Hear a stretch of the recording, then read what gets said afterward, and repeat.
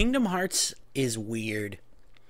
It is a bizarre mixture of the hyper-stylized character designs and emotional angst of Japanese role-playing games mixed with lighthearted romps through fabled Disney films and television with just a dash of Kierkegaardian existentialism thrown in.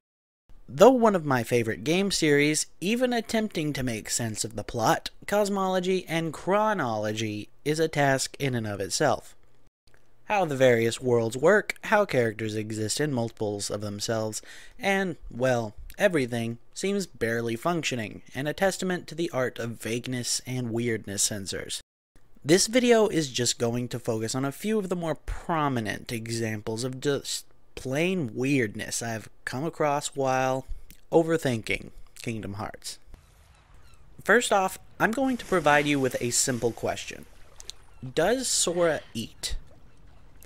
Now, you may be thinking, well, duh, why wouldn't he eat? The concept of eating and food isn't foreign to the Kingdom Hearts universe or anything.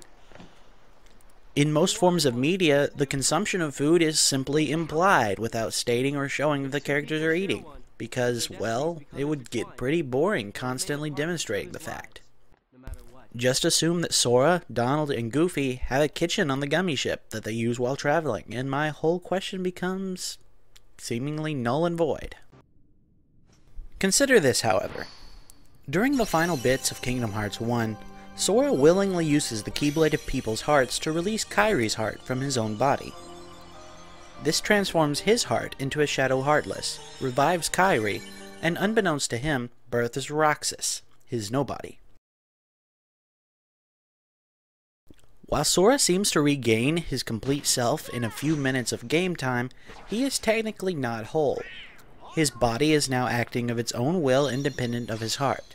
Sora only retains the image of himself through sheer willpower, a feat only previously demonstrated by the game's Big Bad, Ansem.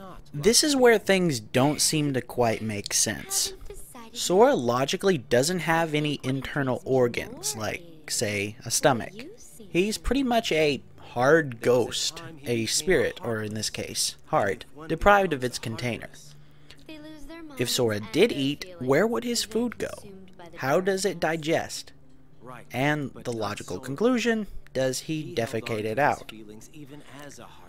Assuming that Sora doesn't eat, we come up with an equally as awkward scenario, wherein Donald and Goofy notice that Sora doesn't eat for an entire year, and don't bring it up. And ignoring that, the existential crisis that would present itself to Sora when he realizes it himself. Sora exists in this form for the remainder of Kingdom Hearts, the entirety of Chain of Memories, and 7 days into Kingdom Hearts 2. From the moment that Roxas is born into the universe until he reforms with Sora, an entire year takes place. During this year, there are 2 utterly bizarre scenarios. Sora eating but having no method to actually utilize food outside of his heart acting like some sort of magical nuclear furnace, or everyone noticing that he suddenly becomes self-sustaining for seemingly no reason. And this is never brought up once. What? But that's just the beginning of the weirdness that is Kingdom Hearts. This one's going to take a lot of background info to understand, so strap in. According to lore, there was originally the single light that bathed the one world in the warmth of its radiance, the titular Kingdom Hearts. When people began to covet and move nearer this light, their shadows grew in response. Eventually, the rising darkness broke the world and the light into pieces, creating the scenario presented in the games proper, where each world seems to hold a few characters creating a single story.